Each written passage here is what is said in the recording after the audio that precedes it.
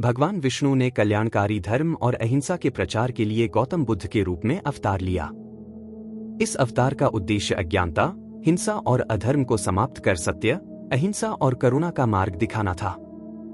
गौतम बुद्ध का जन्म लुम्बिनी, वर्तमान नेपाल में 563 ईसा पूर्व शाक्य वंश के राजा शुद्धोधन और रानी महामाया के घर हुआ। उनका नाम सिद्धार्थ रखा गया। जन्म के बाद महर्षि अष्टक ने भविष्यवाणी की कि यह बालक या तो एक महान चक्रवर्ती सम्राट बनेगा या एक महान सन्यासी।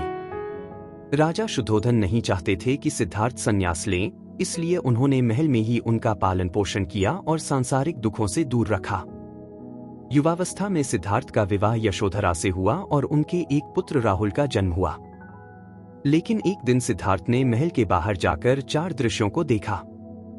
एक वृद्ध व्यक्ति जिससे उन्हें पहली बार बुढ़ापे का ज्ञान हुआ, एक बीमार व्यक्ति जिससे उन्हें रोग की पीड़ा समझ आई, एक मृत व्यक्ति जिससे उन्होंने जाना कि मृत्यु अटल है, एक सन्यासी जिसने उन्हें शांति का मार्ग दिखाया। इन दृश्यों ने सिद्धार्थ के मन में वैराग्य उत्पन्न कर दिया और वे सत्य की खोज में निकल पड़े। रात के अंधेरे में सिद्धार्थ ने पत्नी और पुत्र को छोड़कर संन्यास ग्रहण किया और जंगल की ओर चले गए। उन्होंने 6 वर्षों तक कठिन तपस्या की, लेकिन कठोर तपस्या से उन्हें आत्मज्ञान नहीं मिला। इसके बाद उन्होंने मध्यम मार्ग, अत्यधिक सुख और कठोर तपस्या के बीच संतुलन को अपनाया और बोधगया में पीपल वृक्ष के नीचे ध्यान लगाया।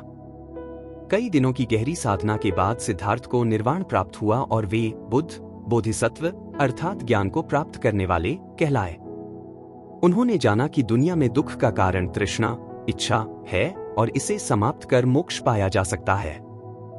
बुद्ध ने अपना पहला उपदेश सारनाथ में 5 ब्राह्मण सन्यासियों को दिया, जिसे धर्मचक्र प्रवर्तन कहा जाता है। उन्होंने अष्टांगिक मार्ग, सही दृष्टि, सही संकल्प, सही वाणी, सही कर्म, सही आजीविका, सही प्रयास, सही स्मृति, सही ध्यान का उपदेश दिया, जिससे कोई भी व्यक्ति मोक्ष प्राप्त कर सकता है। 80 वर्ष की आयु में कुशीनगर में बुद्ध ने महापरिनिर्वाण प्राप्त किया। उनका अंतिम संदेश था, अप दीपो भव, स्वयं दीपक बनो। बुद्ध अवतार का महत्व। भगवान बुद्ध का अवतार अहिंसा, प्रेम, करुणा और आत्मज्ञान का संदेश देता है। उन्होंने दिखाया कि सच्ची शांति बाहरी संसार में नहीं, बल्कि आत्मज्ञान में है। बुद्ध शरणं गच्छामि।